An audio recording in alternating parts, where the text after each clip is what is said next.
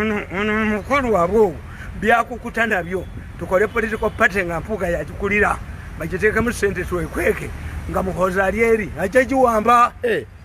Mpuuga yagala kukola political party namukubye n'avaayo nga Lwabogo yamugamba tibakole political party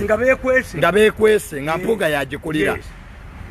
Kati kyo mwami Mpuuga akolera mwami Lwabogo era nabadde mukuba ne Mpuuga abakugenda nadde mukubanga ndaka bebi wine misana tukuba mulenzi ono mukube buli gyalaka abonyabonyeza nnyo famire yange.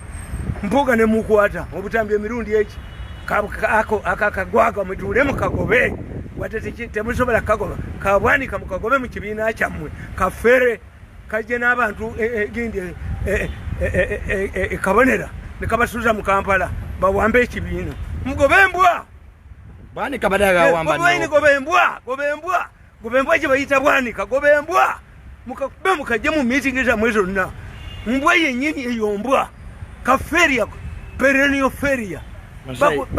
bakunazizako enagisi tokyanuka nga weereka ku bantu yogera biliyoni omukaaga ziwateeka Sembabule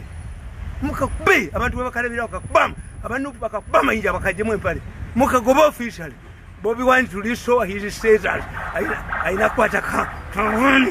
nebakagonda engumi nebira engumi mu miri nebakajjamu empale nebakalinyerinya